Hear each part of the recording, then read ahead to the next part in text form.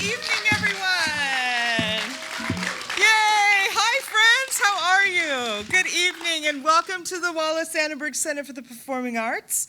My name is Deborah Pasquarette, and I am the director of the Creative Aging program here at the Wallis. And I am so excited to have you all hear some incredible storytelling this evening.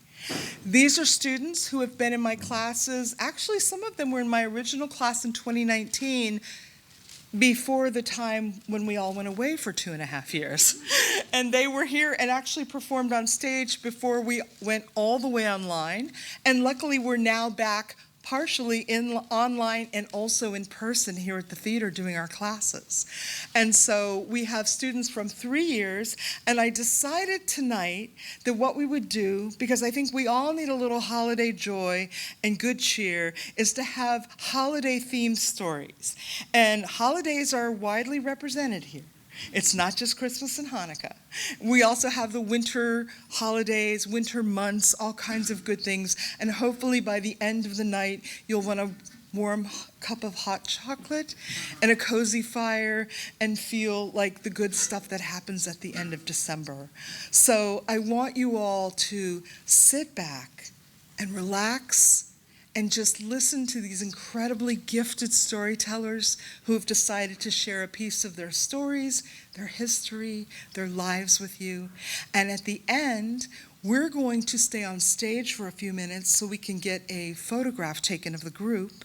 And all of you are welcome to go out into the lobby, and everybody, your loved ones that are in the show will go grab their stuff and then come around and meet you out there. So we will see you in just a little while, and I would like to introduce our first writer for the evening, Judy.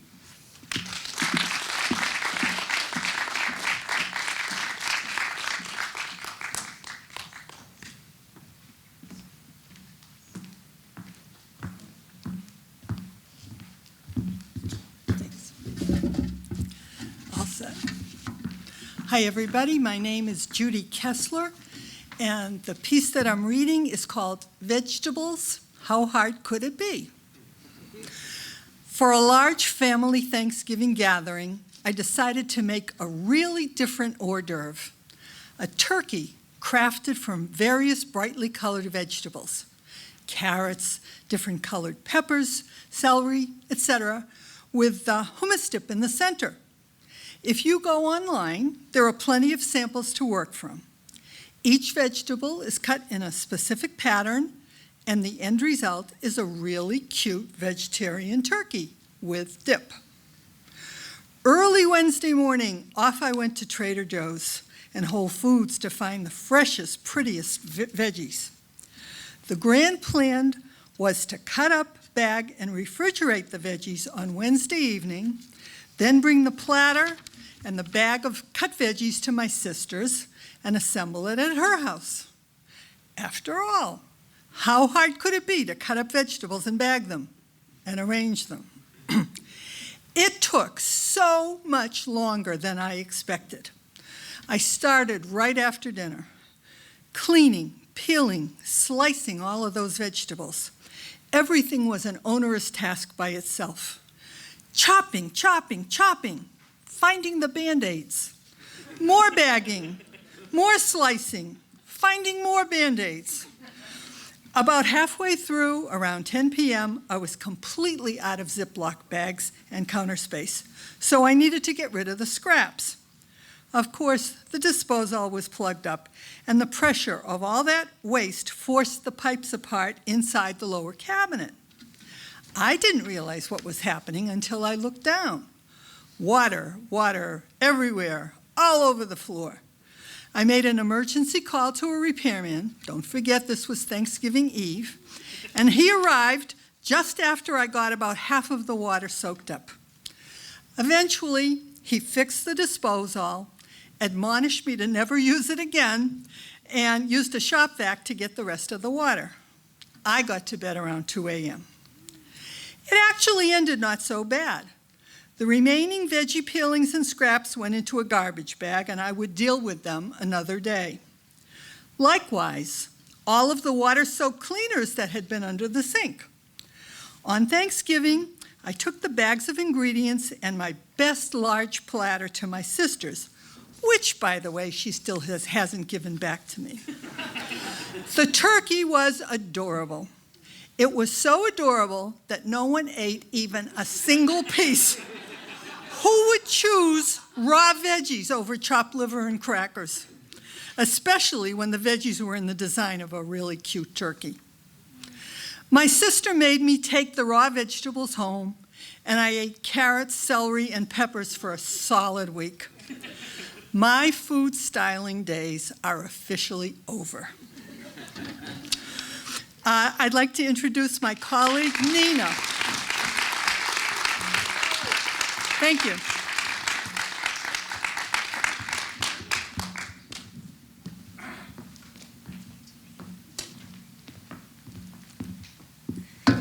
Thank you, Judy. Hello, everyone. My name is Nina, and I called my story A Cherished Holiday Memory. As a 9-year-old, I jump, jump, jump on the bed, jump, jump, jump on the bed, higher, higher. I'm as excited as a young foal kicking up its legs the first time it runs through a meadow. Tomorrow is Christmas Eve. And tonight, I get to sleep in the big bed between my mother and my favorite aunt. A wonderful feeling rolls round in me, and all I want to do is jump, jump, and roll round and round, and laugh, neighing like a young horse. This is happiness. I know it. In the morning, my mother and I play footsie. Wild with laughter, we roll ourselves into big, puffy, featherbed cocoons until we hear the neighbor knocking on the wall. Oops. We shush ourselves and whisper giggle out of bed, tiptoeing across the cold floor, collecting our clothes to get dressed in the kitchen, where my industrious favorite auntie has laid a fire. Now and then, we collapse on the floor in muffled fits of laughter when imagining a sour Mrs. Next Door shaking her fist at us, tearing her hair at the unexpected morning good cheer. This is the long expected day. Each morning now, for weeks, my 2 girlfriends and I have opened a glittery little door or a shimmering window in our advent calendars and compared the treasure inside, the surprise. A red bird, a brown bear. Mine is a gingerbread house. Today, I won't be let into the good room until 6 o'clock tonight, when the little silver bell will ring out. Mysterious events are happening. Yummy smells fill the entire house. My girlfriends and I are biding our time. Bundled up, we skip round and round the neighborhood. It's time. We each gather to our own warm apartments. Inside, The good room is a festive, sparkling Christmas tree. We sing Silent Night. I only have eyes for my big doll sitting under the tree. Finally, she has survived a 6-week stay at the local doll hospital. Arms and legs are mended again.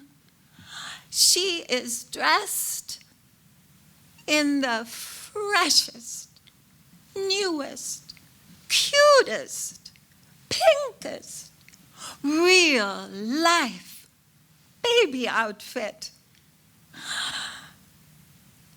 There could never be a better Christmas present.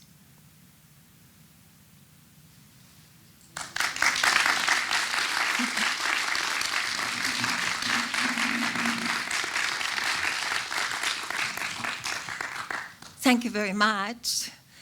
Now, please welcome my fellow writer, Michael.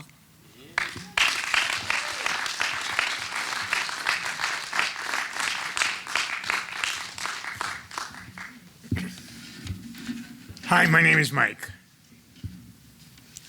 My story is called Winter Sports. I earned my undergraduate degree at the University of Vermont in Burlington, which is on Lake Champlain. Burlington's a beautiful city. It's the biggest city in Vermont, 35,000 people.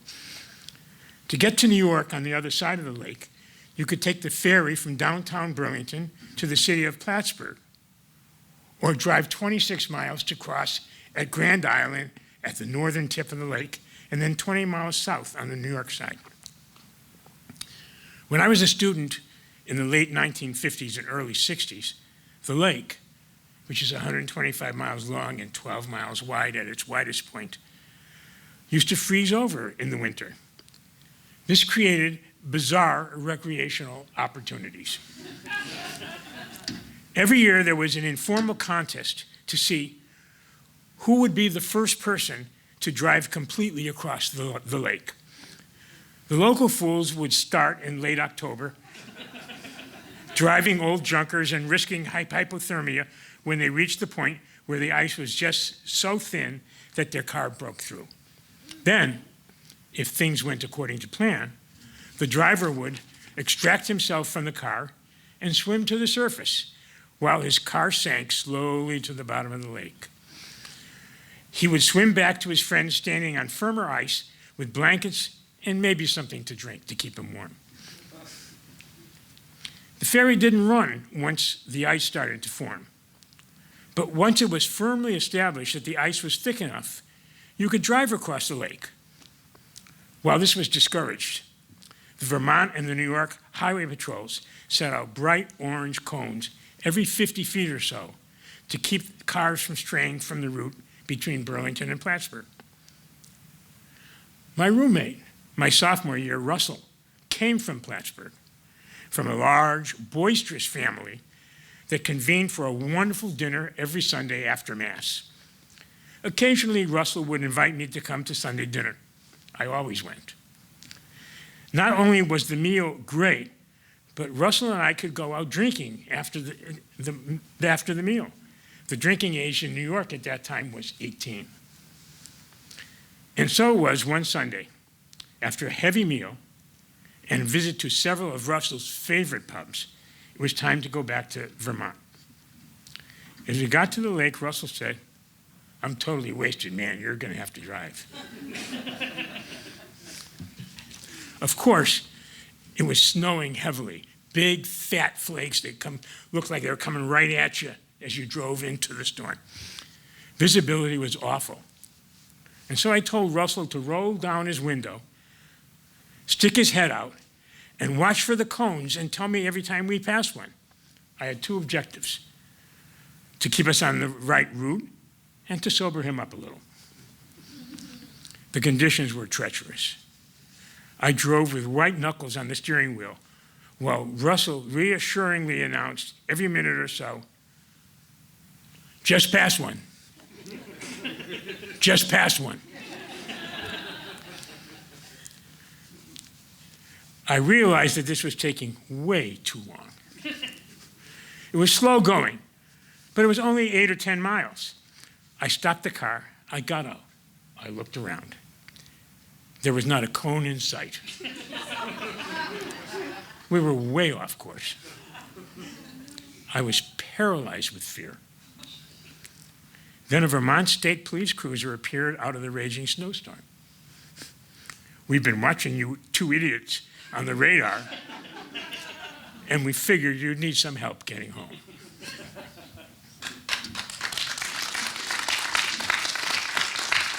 Thank you. I know you're going to love our next reader, Lucinda.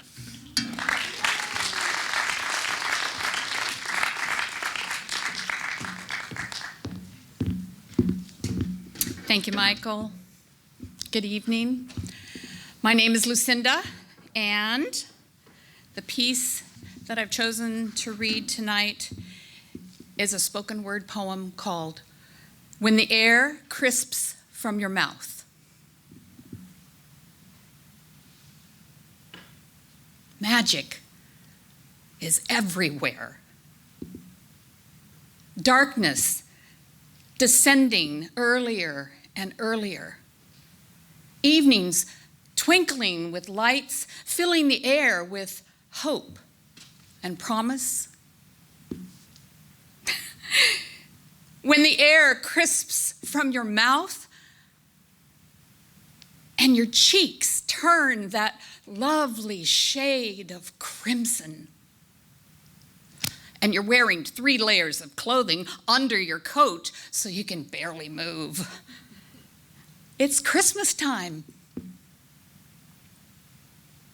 Mom and Dad helping organize giving tree and food baskets. My brother Willie and I putting the last of the baskets into our station wagon. My dad says, we have to make a quick stop at the animal shelter. One of the families just lost their dog. Hit and run. Making our way through the neighborhoods, at each stop popping in and out of the Santamobile, my dad's nickname for our 1957 red Ford station wagon.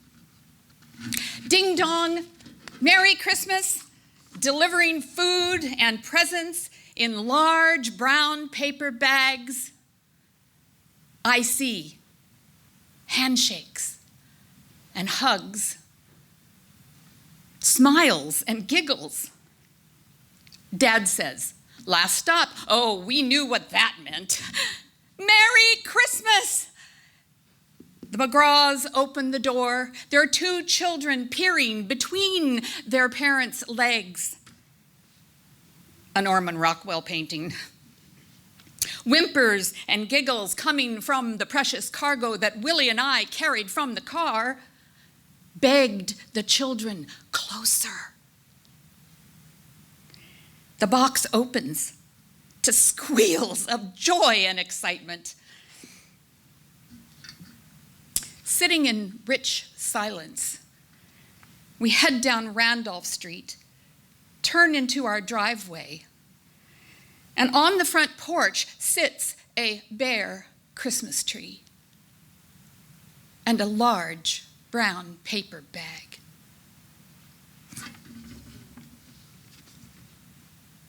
Small tears collect in my parents' eyes.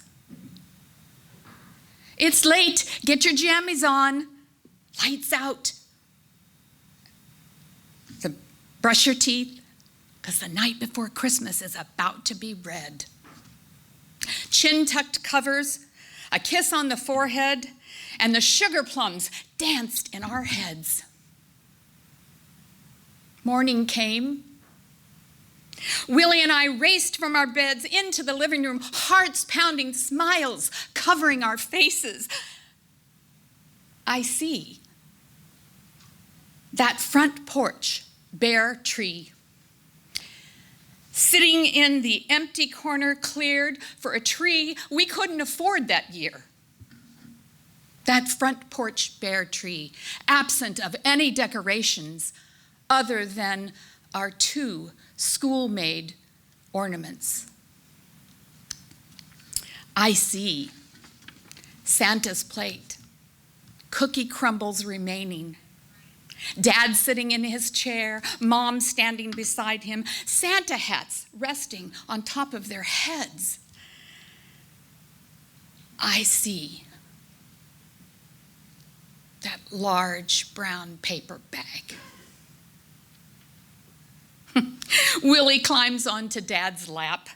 With a ho, ho, ho, Dad pulls one small unwrapped present from the large brown paper bag.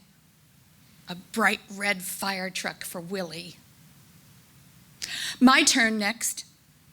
I take my place on Daddy's lap. And out of that large brown paper bag comes a plastic-wrapped, life-sized, unclothed, fresh, baby powder-scented baby doll. Merry Christmas, Lucinda. Merry Christmas, Santa.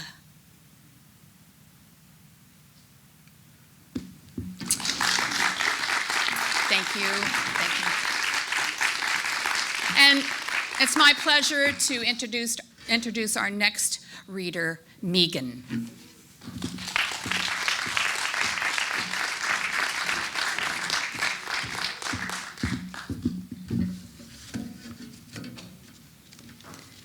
Hi everyone, I'm Megan, and my story is Bubba Leah's Hanukkah gift. I think she had a broken heart. Triple bypass surgery was required urgently. I helped her brush her teeth and comb her long grey hair as she lay helplessly recovering. The doctor said it would add 10 years to her life, and it did. She left us 27 years ago at the age of 87. I remember her clutching my hand as we ran across the traffic of Boyson's Road to the corner cafe. Fresh bread rolls and little golden foil rectangles of Melrose cheese, perfectly delicious, with tea at her weathered oak table. She'd wait impatiently for the mailman to deliver a precious letter from her favorite foster sister, Malka, known as Molly Shapiro in America. For my 6-year-old mind, it was all too confusing. I thought she came from Lithuania. Why were the relatives in the United States? The mailman drops the letter from Pulaski Street, Baltimore, in the silver mailbox at 33 Garden Street. She invites me to sit with her as she reads the letter, sipping more hot tea in the cozy kitchen, the agar coal stove warming the winter chill. I do not understand a word of the Yiddish she reads aloud. Slapping the table, she says. No, she attempts to fill me in. Years later, at age 25, I visit the Shapiro relatives in Maryland. They tell me that my grandmother Leah was sent to South Africa to marry my grandfather Benjamin. She was not happy, stating, "I should have been in America." The relatives explain that the quota system limiting the amount of Jews allowed in the United States in 1930 had been filled. In her late teens, my grandmother Leah was exiled to Siberia. Miraculously, she survived the icy, freezing Siberia weather and gnawing hunger. She recognized that if she wished to live, she was to leave Lithuania. Bravely, she found her way to Southampton, England, upon the Carnarvon Castle steamship, departing April 4th, 1930, to South Africa. How I wish that I had asked her about that journey. In 1993, we left beloved South Africa with our 2 little children to live in Santa Monica. Sadly, it would be the last time I saw her. I'd fantasized about taking her on a trip to her homeland and the US. Recently, we heard that Lithuania was offering a repatriation program to descendants of citizens who left between the First and Second World Wars. In November this year, my daughter, sisters, and I went to the consulate to file for our passports. I think of Bobilia, she'd say. People don't come by themselves, teaching tolerance and understanding. Did you read Tolstoy? She'd inquire. Not yet, Bobby, one day, she encouraged reading. Try it, it's good. We grew to relish her chopped herring. Everyone was welcome at my Bobby's home, with an abundance of delicious food to be shared. My mother exclaiming that her table groaned from the weight of it. Reclaiming my grandmother's Lithuanian roots feels right, a Hanukkah gift to honor her. And serendipitously, today, this arrived, so we hope to go in the next 18 months. So thank you.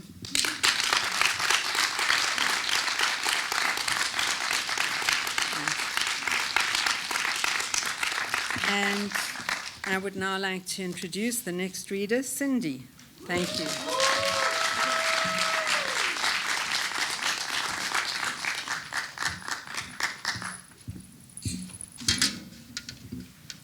Okay. Hi, my name is Cindy, and I'll be reading a piece called The Tree. The Christmas tree stared at me from across my tiny living room like 2 gunslingers at the Oy Vey corral. We stood each other down. She was a Currier and Ives beauty that smelled like Christmas should, but didn't. And I, a Jewish girl who'd been raised to believe that holidays were a high and solemn affair. Passover, Yom Kippur. To my parents, Hanukkah was a minor blip holiday. And to jush it up with bushes or tinsel was to spit on the sacrifice of my grandparents, who had escaped annihilation to come to this country. But my green-eyed, handsome man wanted the tree. And this was our first Noel as a couple. So a tree bounded into our 1-bedroom apartment. Should we put it in the corner by the couch? He said. Outside on the street, I wanted to scream. Instead, I sucked down a quivering breath and reminded myself of my therapist's wisdom. Bring the tree into the house, and if you don't like it, don't do it again next year.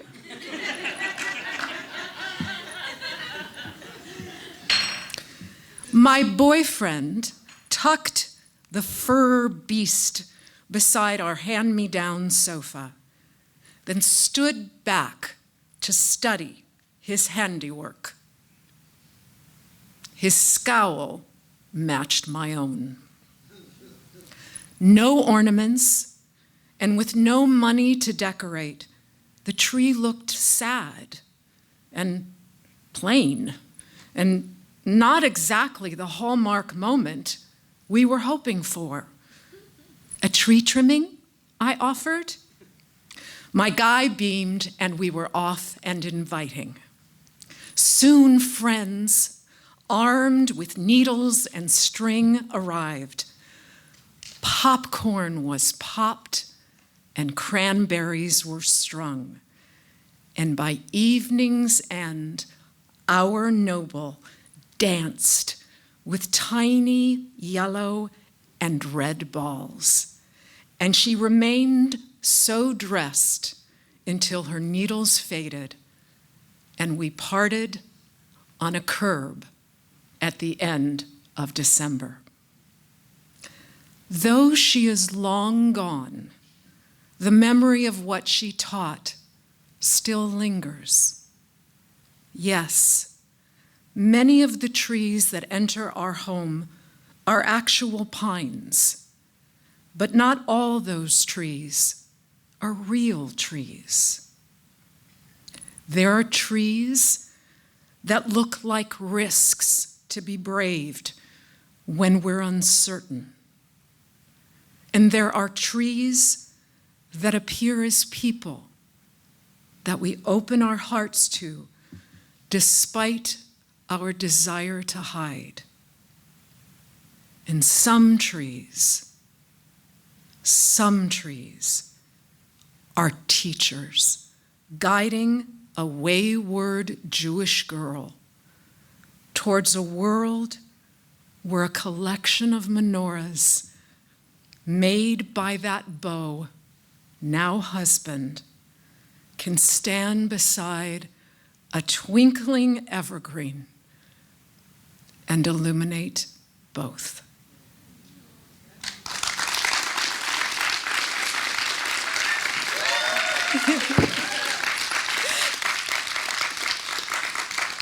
And it is now my pleasure to introduce Constance.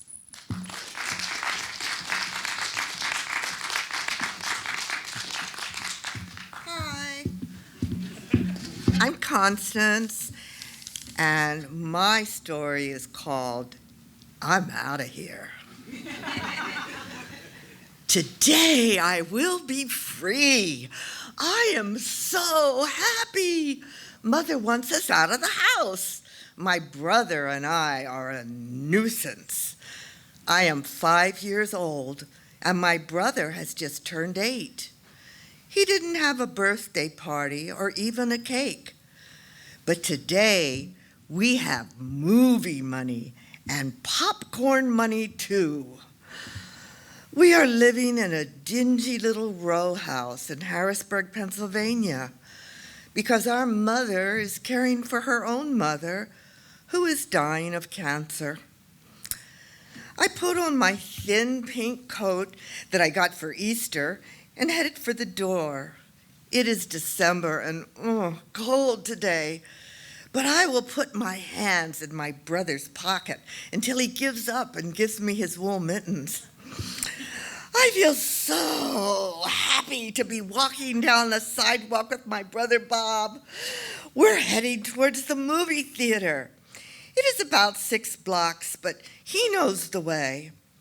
We won't have to listen to my mom and her mom insulting and ridiculing our unfortunate step-granddad today, or verbally shredding our much-beloved paternal grandmother. No one is safe from their carnage. Later in my life, I will remember them as 2 witches from Macbeth hovering over a steaming cauldron. When we arrived at the theater, my brother had to give up our popcorn money in order to purchase the newest innovation in cinema, 3D cardboard glasses, or more like cardboard goggles. This was unexpected, but promised the excitement of a cinematic breakthrough. It was a Marilyn Monroe film, which might have been Gentlemen Prefer Blondes. I only remember confetti being tossed on screen, which through the 3D glasses seemed to be coming directly at us. Wow, I was impressed. Oh, it was over way too soon, and we exited the theater. I could feel snow slowly beginning to drift down from the sky. As we walked towards home, the snowflakes became heavier, and the downfall became greater until it was a haze of white. Oh, neither Bob nor I were dressed for this snowstorm. Soon Bob could not see the street signs and could not remember which street would lead us back to Grandma's. I looked around and I didn't know either, so I made a choice. I chose the street with the biggest and nicest houses. I insisted, it's this way. We had walked several blocks when we came to a park. My brother stopped. He knew we were lost, but would not admit it. He just refused to move. I was very cold and hungry too.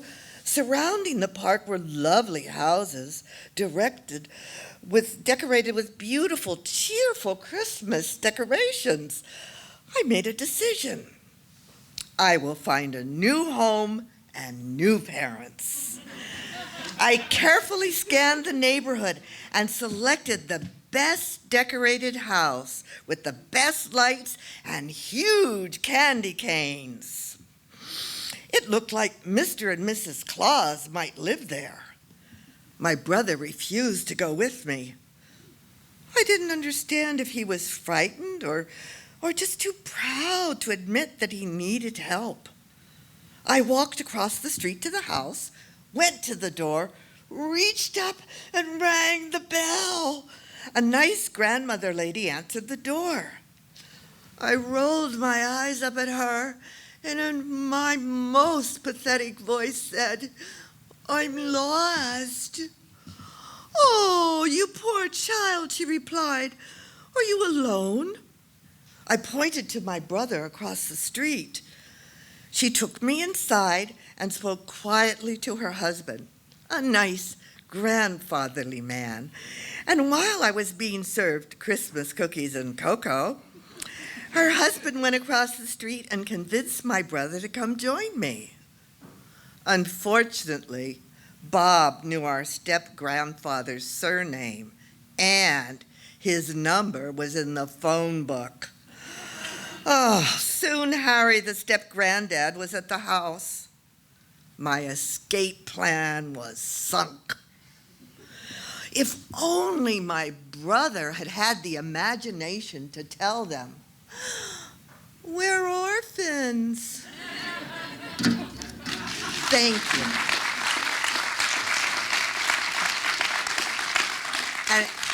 And now it's my pleasure to introduce Karen.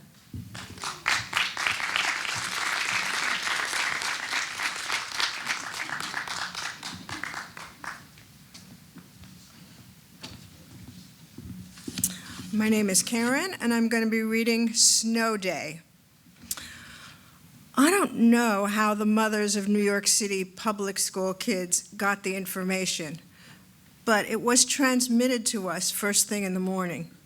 Kids all over the 5 boroughs had already looked out the windows and were praying for good news.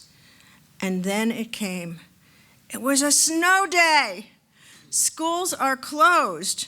The once in a year, or maybe not even once, had happened. I couldn't wait to get out to explore the new world. But first I had to get clothed for this rare climactic condition. First pants, t-shirt, sweaters, very bulky jacket, then the boots. They were red rubber and they fit over shoes. Getting them on was a struggle and needed assistance from a parent. They had to be pulled carefully over the shoes, then zipped up with a side zipper after fitting the pants inside the boots. With arms outstretched, scarecrow-like, I'm ready to go. The street is coated in pure, unhampered with sparkling white snow. The world glows. Snow has landed lightly on cars, which now look like soft sculptures, vaguely in the shape of a car, but with no sharp edges. Lawns, steps, paths from house to street no longer exist. Curbs are gone. There is no barrier between sidewalk and street. When I walked down the steps of my house, I had to walk gingerly because I couldn't tell where the steps were. And there were always the possibility that ice lived under the snow, so slipping and sliding needed to be avoided. The normal traffic of the morning had not yet begun, so the block appeared pristine, with none of the tracks or slushy snow which would occur soon and ruin this perfect world. In snow, you had to walk a special way. Your feet were lifted up high, then carefully planted straight down, and then pulled straight up. More like marching than walking. And with each step was a deep footprint which told the world that you were the first person who had walked on this turf. Down the block, the boys were already at work on the fort, which would be the headquarters for the snowball fights. As a little girl, I wasn't much use in the throwing of snowballs, but I could hand them off to the soldiers and make new ones when needed. The day was glorious. It was like a winter wonderland right in the middle of Brooklyn. I trudged home reluctantly, only when snow got into my boots, soaking my shoes and socks and freezing my feet. If only every day could be a snow day. I'm now going to give you a recipe. Thank you. I'm now going to give you a snowball recipe. 1, use snow that has been around for a while, not newly fallen. This is because this new snow is too soft and won't stay together. 2, take a handful of snow. Small to medium-sized snowballs are best. Big ones tend to fly apart when thrown. 3, packing the snowball tight is the most important part. If you are in a fight with a treacherous opponent, you might want to use a little ice in your snowball. 4, then throw with all your strength and expect retaliation.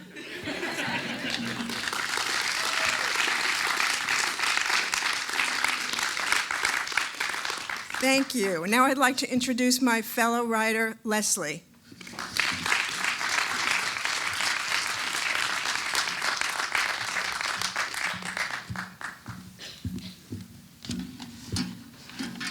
Hi, my name is Leslie.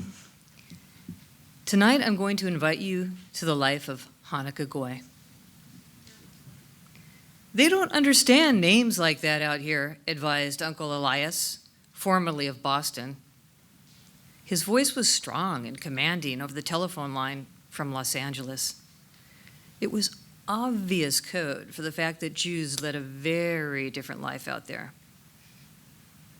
And that's how my family name change went from Ginsburg to Gaynor and relocation from Boston to Beverly Hills as fast as the courts and the airline flights could process us.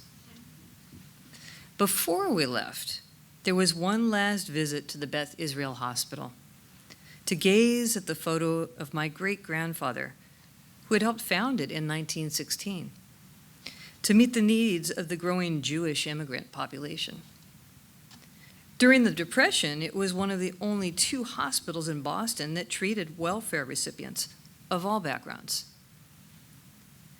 Later that day, we were at Brandeis University, which my grandmother had helped establish to provide a safe haven from the anti-Semitism and racism which she and her African-American classmates had endured at Wellesley College in segregated dorms. It's safe to say that standing for social justice was in our DNA. We were on a symbolic goodbye tour from the place that heritage was born. Who knew that the price of admission to the West Coast bastion of liberalism would involve a gauntlet that rivaled Ellis Island, where years before, a name change had stamped on our grandparents' entry papers because they don't know how to spell names like that out here. Our first visit to synagogue on Wilshire in Beverly Hills was like landing on a movie set for the rich and the posers of the pious. Services were immediately followed by power lunches about movie deals and verbal jousting over whose modern art ranked in the highest net worth. I felt like Dorothy and the Wizard of Oz, with a modified message, we're a long way from Brandeis. Back in Boston, my Shiksa mother had married my Jewish father, which had put the City of Angels Synagogue Sanctimonious on high alert. So suffice it to say, after that synagogue experience, heading to our first Hanukkah at our relatives in Beverly Hills felt more like a trip to purgatory for me at the age of 8. And my brother, already an enduring comic cut-up at age 3. We were, after all, the half-breeds. That's a direct quote from one of my Jewish relatives. Birthday celebrations were big in our family. Mine's in December. Tack on 8 days of gifts for Hanukkah. Then Christmas, celebrated by my mom's Catholic side of the family. My brother and I were always revved up for the holidays. And my 8th birthday was tomorrow. This would be my little brother's first Hanukkah celebration, the final night of 8. The blessings were recited in a traditional melody as the 8 candles of the menorah lit up like a birthday cake. My brother was so excited. We're having a birthday party for my sister tonight? Then he burst into, happy birthday to you, happy birthday to you, happy birthday, dear. Before he could get my name out, Uncle Elias blurted out, oh my God, it's a Hanukkah goy.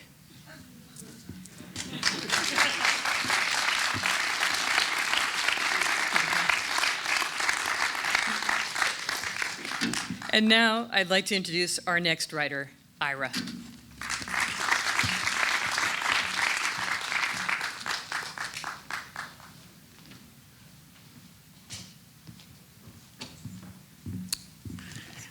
Hello, my name's Ira. The story, real story, is about a snowy night in February. It's February 1934, and much of New England is at the tail end of a worst snowstorm in that area's recording history. You can't see the sidewalks. The snow trucks can't see the sidewalks because the snow is so deep. Can't see it from the streets or from the sidewalk. At 10 p.m. on February 13th, my mother taps my father on the shoulder. Dan, she says, panicky, we have to get to the hospital. My father had dug his car out of the snow the day before, but now it's covered again during the night. My uncle, who lives next door, responds to the emergency, and together they dig the car out of the snow, and they bundle my mother into the back seat. They start slipping and sliding on the snow and pushing along at 5 miles per hour, and finally get to the Boston Children's Hospital at 55 minutes later.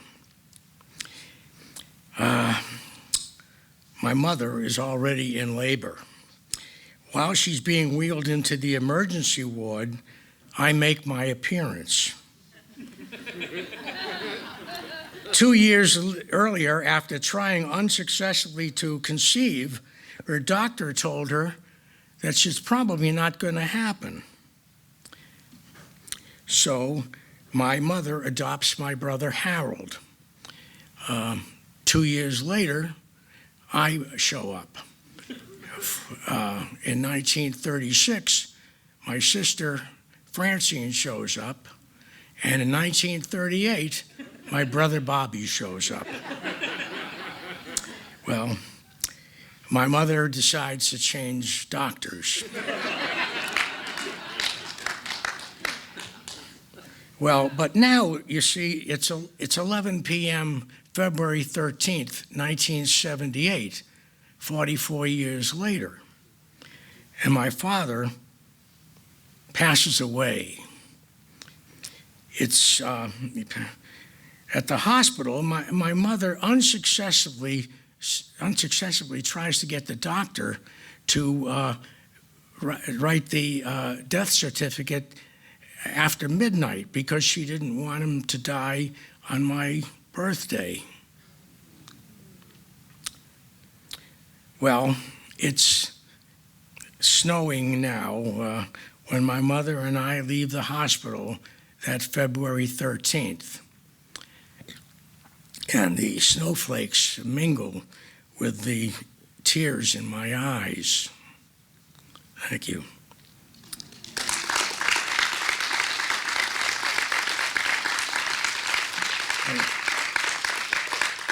Our next reader is Elizabeth.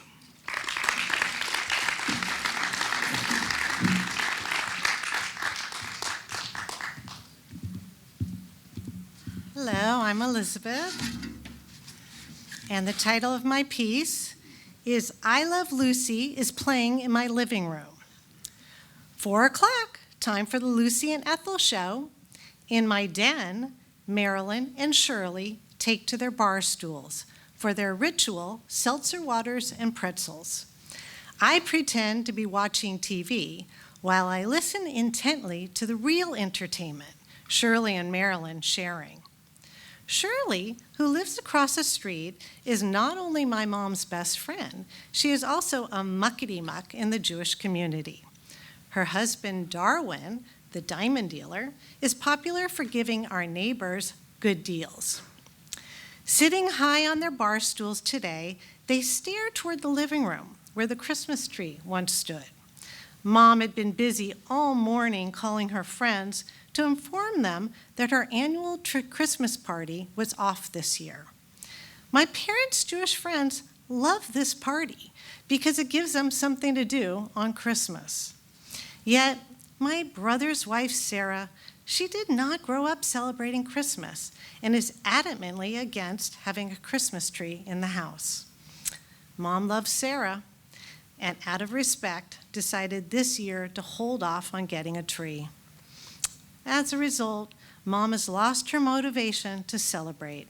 After all, for Marilyn, it's not the religious significance of the holiday, it's the decorations that give her that holiday cheer. Shirley, just hearing the news, reveals, Marilyn, every year I get so much joy seeing your beautiful Christmas tree sparkling in your window, and we love your Christmas parties. Then she leans closer and looks around to make sure no one's listening. I stare straight ahead at the TV and hear her confide softly to my mother, Marilyn, you're the only one I can tell this to. Hanukkah's so boring. I look forward to your Christmas parties, and I'm so disappointed. I was surprised to hear Shirley say this, and I look over in time to see my mom take Shirley's hand and kiss it gently and say, Shirley, your secret is safe with me.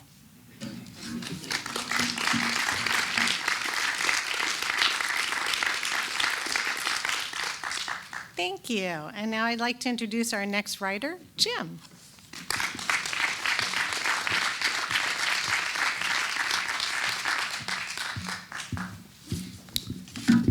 Good evening. My name is Jim, and the title of my piece is Winter Wonderland. Come on, Jim. The bus will be leaving soon. Just closing the suitcase, so hold your horses, Dave. We're about to embark on a first for us, a free skiing vacation for everyone who works for his small startup tech company over President's Day weekend at Mammoth Mountain. Now, My idea of winter sports is sitting in a beautiful mountain chalet, sipping a hot chocolate with lots of whipped cream while a roaring fire makes the room toasty and comfortable. It's heaven watching the snowflakes and skiers from inside through the big glass picture window. But this weekend, at the age of 45, I have decided to actually hit the slopes. And boy, did I hit the slopes. First thing is to rent skis and ski boots. Now, they didn't have my exact size, so the boots are a little loose on me. Little did I know that boots must fit right to be able to control the skis. Then there's a group lesson about the basics, and then we're off to the ski lift to get to the top of the mountain. Well, more of a slope, a beginner's slope. I notice there's a lot of children getting on this lift.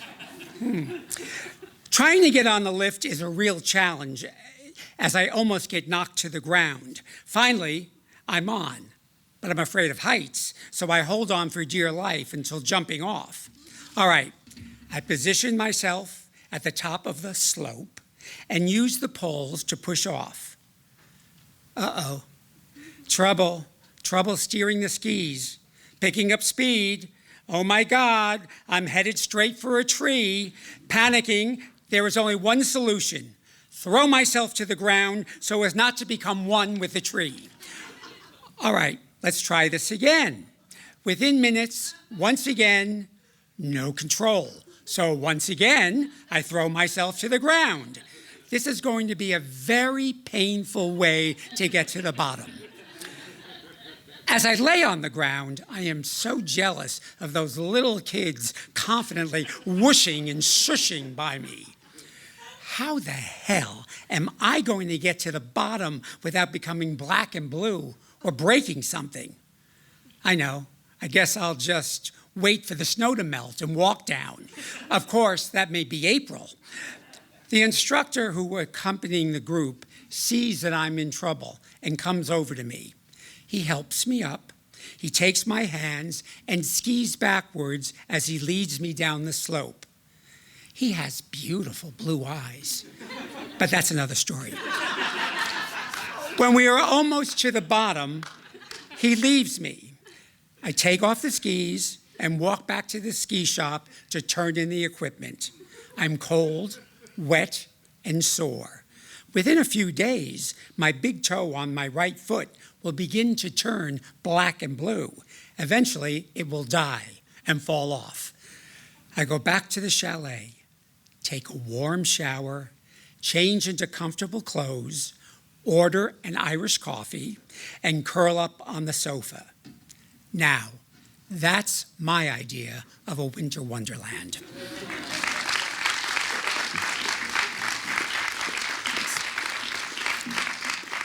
And I'd like to introduce our next writer, Andrea.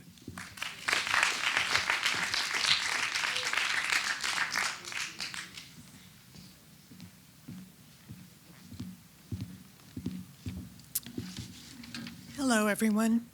My name is Andrea, and the name of my piece is A Holiday Fairy Tale. So listen very carefully, children of all ages. 'Twas the night before Christmas, a Friday night in Manhattan, the prime night for holiday parties at the end of the season. 1,000 people expected for a year-end celebration in a warehouse on the pier. Traffic, but who cared? New York City in December is one huge Christmas tree, all red, white, and green. Lights, festive, glimmering.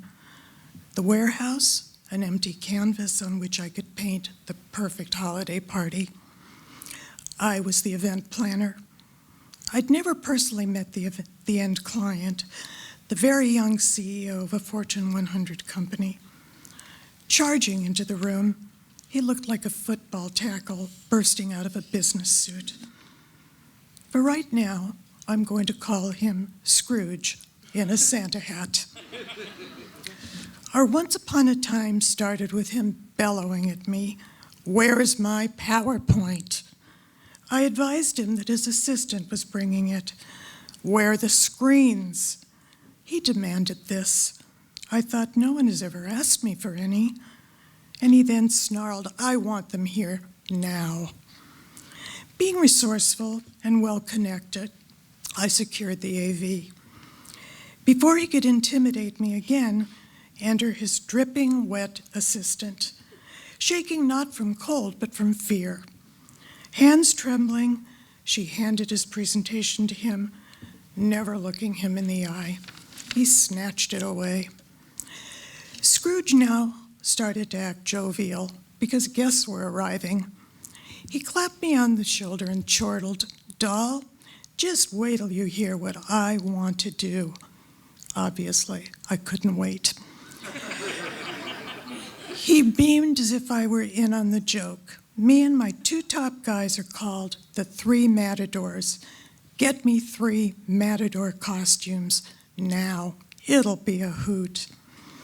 What sizes, I dared to ask, smiling inside. Mediums, large for me. Yeah, in junior high school, I thought. On a stormy Friday night with costume shops an hour away across town, it hardly seemed possible. Again, I waved my magic wand, my iPhone, and secured them. I was gleeful as I watched 3 portly men squeeze into those spants-like form-fitting bullfighter outfits. Matador Scrooge appeared out of nowhere, his voice again ominous. "The weather is lousy." Oh, no shit, Sherlock. "We need to get our people home before it gets worse. Get dinner served now." I smiled from ear to ear on the inside. "Absolutely. Let me tell you what we will be serving. A warm, lovely pumpkin soup, served chilled. Cold soups are in vogue nowadays, don't you think? That'll be followed by a stunning filet mignon, now turned into carpaccio. Trendy, you agree? We'll finish the meal with a chocolate souffle, now served as chocolate pudding. Everyone loves cold pudding. If you choose to serve dinner now, that's what you're going to get. Or if we serve it with our original plan, you'll have a lovely hot soup, a perfectly cooked prime filet, and a magnificent souffle. Either way, I'm happy to do whatever you wish. It's your choice." He narrowed his eyes and glared at me. Follow the original plan. Grumpy Scrooge pacified, a great band entertaining, and the dance floor filled with celebrating guests. It was a true happily ever after, except for the 3 hyperventilating, wheezing 3 matadors who needed oxygen after hours of barely breathing. And that's the end.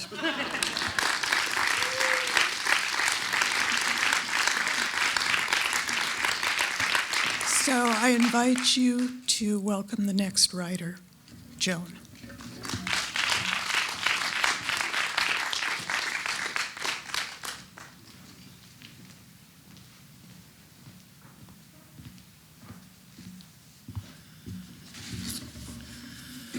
Hi, my name is Joan Pine, and I'm writing about Christmas memories. As an ex-New Yorker, I understand that winter in Southern California is far different from winter in New York. For me now, the weather is all the same. I wear the same black pants or jeans and probably a black t-shirt and jacket. I don't see winter except in ads or a stroll over to Rodeo Drive in Beverly Hills. Then I see a pretend Christmas party and fancy Christmas trees in shop windows. If I want to know what the weather is outside, I will go out to my patio, look down at the people walking around. If they are wearing jackets, then I'll wear a jacket. If they're wearing shorts, then I will wear a jacket. When I was in my 20s, I would go skiing on Christmas vacation. Lift tickets were $6. Now I know they're in the hundreds. I wore thick thermal underwear under my outer parka. My boots were cotton lace-up, and my skis towered a foot above me, and they were made of wood.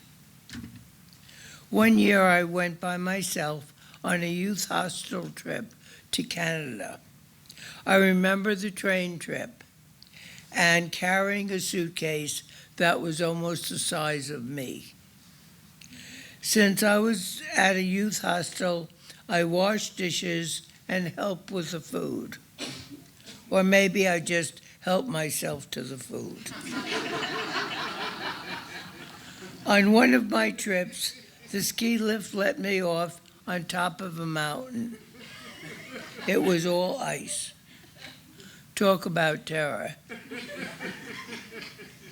As I'm thinking about that time, I could see back through the years to the mountain of ice ahead of me, with the cold and the wind blowing at me. Somehow, I managed to ski down. About 3 years ago, at Christmas time, I went to Harwood Lodge at Mount Baldy in California with my family. It was true community living. Bunk beds for the ladies on the 3rd floor and restrooms 3 floors down in the basement. Sharing food and listening to stories was the highlight of the trip. The family hiked. I watched them go. Outside was cold and snowy and was as Christmas card perfect as I ever could imagine. That was my best Christmas memory. Thank you. Now I'd like to introduce Frank.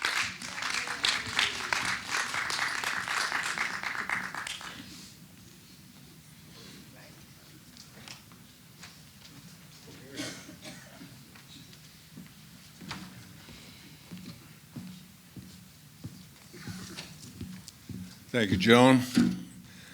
My name is Frank Papia, and the piece I'm reading is entitled "'Tis the Season."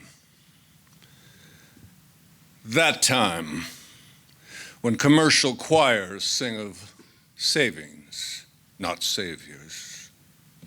That time of brotherly love, the mantra of the moment, sitting upon the tongue, while the forgotten use the lead of long-lost pencils to scratch out cryptic cardboard messages of desperation. That time, when children with visions of sugar plums stay awake all night, eyes wide open, wondering, have I been good enough for those big ticket items? Or, will it be that large lump of coal? That time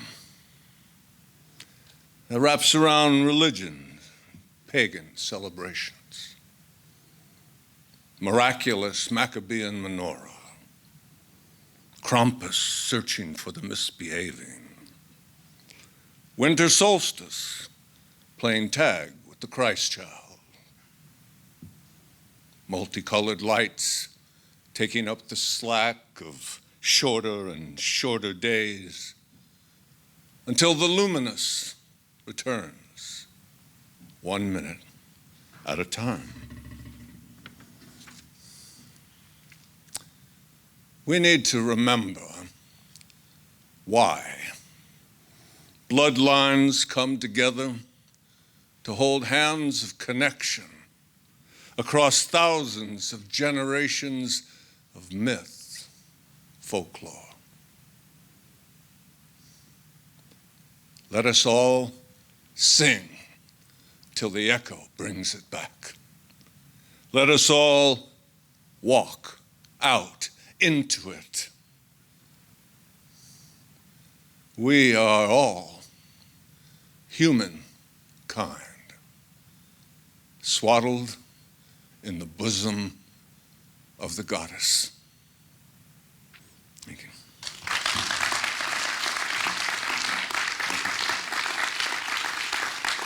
Thank you. I'd like to introduce our next writer, Marjorie.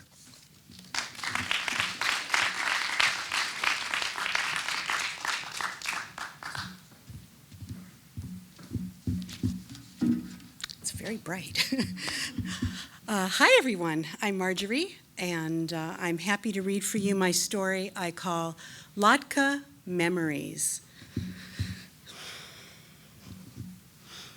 If I close my eyes, I see Mommy standing in the kitchen, her blonde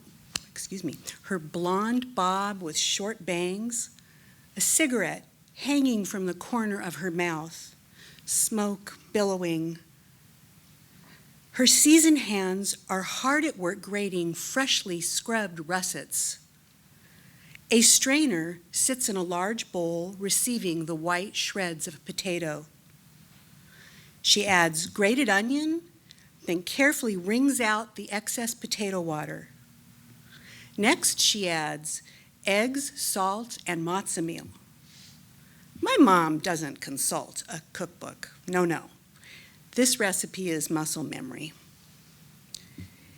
The large old fry pan is hot and the oil sizzles as one by one Mom reaches into the bowl and grabs a handful of the latke batter. With one last squeeze, she drops it into the hot oil. Sizzle, crackle, hiss are the sounds I hear as the aroma of browning onions and potatoes fill my house with the sounds and smells of Hanukkah. My sisters, Susie, Dory, and I hang around and sing. Oh, dreidel, dreidel, dreidel, I made it out of clay, and when it's dry and ready, oh, dreidel, I will play. Mom works endlessly frying these crispy treats. Add a little sour cream and a dollop of applesauce, and we steal them as fast as she fries them. The empty plate sits next to the menorah. As we take turns lighting each candle, we sing, and while we are playing, the candles are burning low. One for each night they shed a sweet light to remind us of days long ago. The yellow, blue, and red wax melt together, clinging to the silver metal, looking as if a crayon box of molten lava has erupted. My favorite is the 8th night, watching the glow of 9 flickering candles. Mom gives us each a silver dollar for the evening's Hanukkah gelt. A messy kitchen awaits. Mom takes comfort in her old blue chair, lights a fresh cigarette, as my sisters and I get busy. There is always some arguing about who will do what. Before we know it, though, the kitchen is all clean again. It's nights like these I am reminded of why I know I grew up in the perfect home. I was blind to certain harsh realities: divorce, Mom's busy schedule, sisters who were not always around physically or emotionally. It's the memory, though, of all of us being happy together that warms my heart. My mom made this her top priority. It worked, Mom. Thank you. I miss you always, but especially this time of year.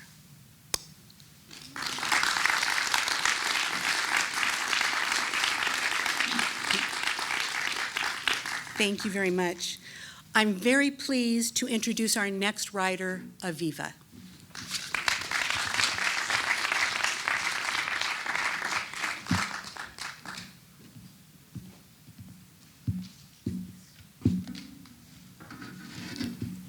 Good evening. My name is Aviva. The title of my story is Christmas in July. The Maluti Mountains stand majestic as our small convoy of cars climbs their snowy peaks, rough and barren.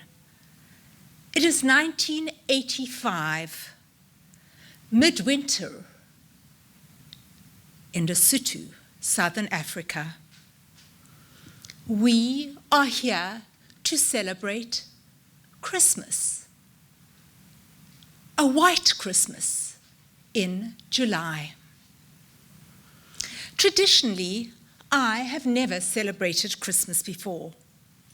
I am entranced, delighted by the tree, decorated in glossy bubbles and twinkling lights. Cozy and warm in a cabin, we sip mulled wine. Brandy pudding is ablaze in blue, flickering lights. Christmas carols. A silent night, high in the rugged mountains. At dawn, we skate on a frozen river, free and falling, breathing in the icy air. Christmas is over. We must return home. This time, there is no convoy. Cars pass us as we slowly descend the mountain. Soon, we are alone, my boyfriend and I, on the winding road. Sunset. The temperature plummets. Our car protests and jerks to a halt. Trapped on the edge of the mountain into the frozen night. This place is desolate. I am filled with despair. Lights of a truck pierce the snowy haze. The only vehicle to come our way. Miraculously, the driver stops. A tall, handsome Afrikaans man leans over. Need help? Our engine refuses to ignite. I'm not leaving you out here, he informs us, and swoops us up into his truck. We sit in the heated cabin as he steers us down the mountain. He brings us into his home of light and love. Pottery bowls hold hot soup, crusty bread. Children sleep. The man hears that it is essential for us to be home by morning. A job interview. Is there a bus, a train, perhaps? No, nothing here.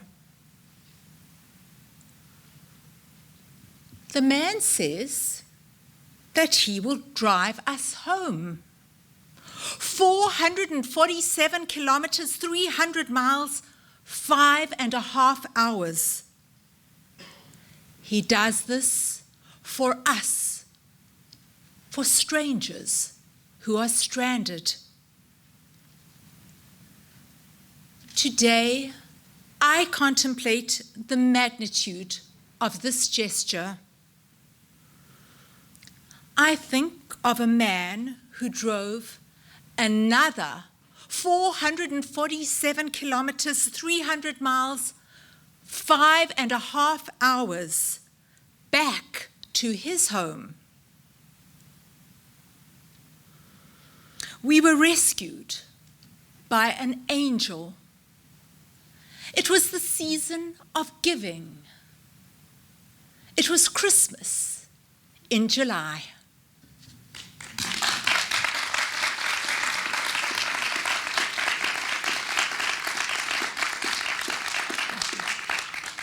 Now it is my pleasure to introduce Leslie.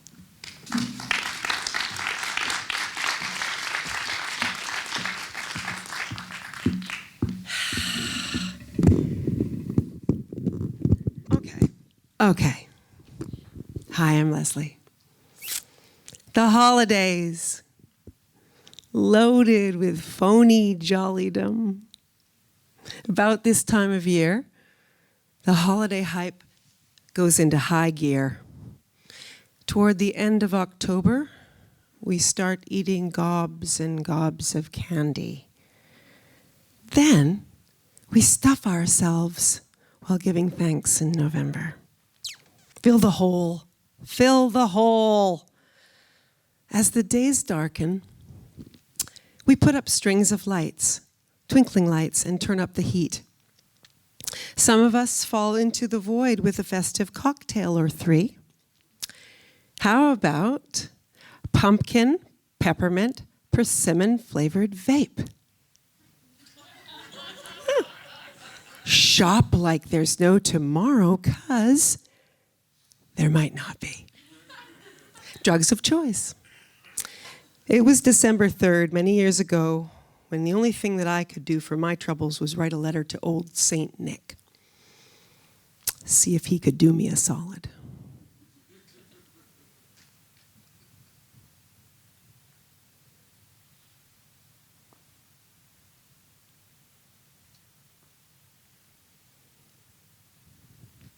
Music, please. If you got it.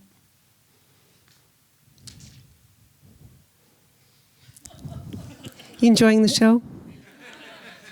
It's a great show, isn't it? I'm the last one.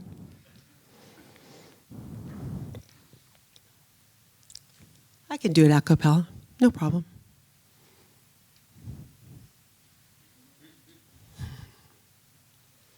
Where's Michael?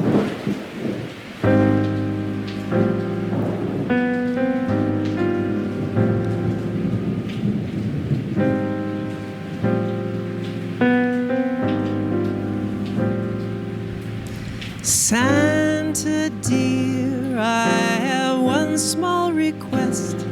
I've worked hard all year, think I did my best. I'm wondering if you're up for the task. With each passing year, is it too much to ask? Maybe this will be the day. Maybe this will be the day.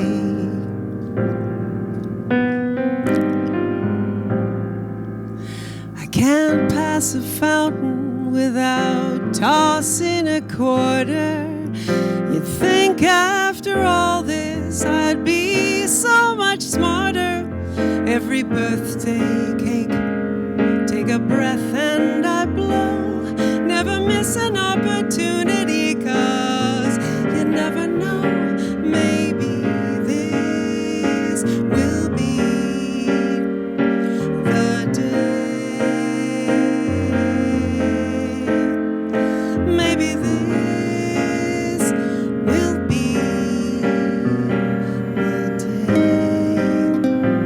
starlight, star bright, first star I see tonight. I wish I may, I wish I might have this wish I wish tonight. Please, pretty please.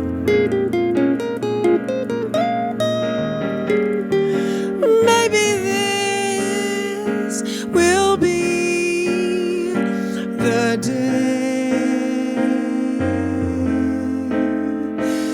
maybe this will be.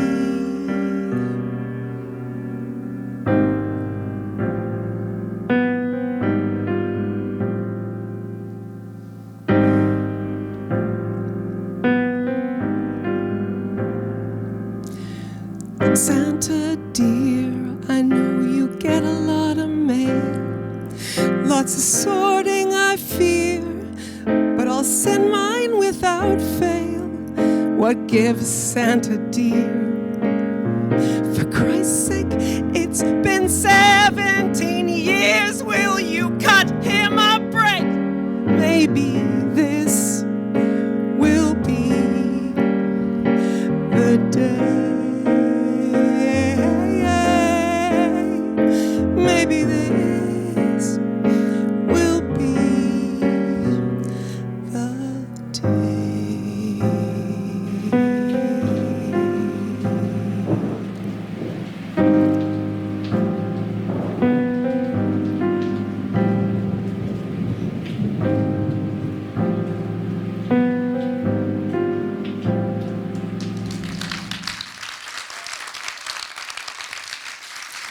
Thank you. Thank you. Thank you so much.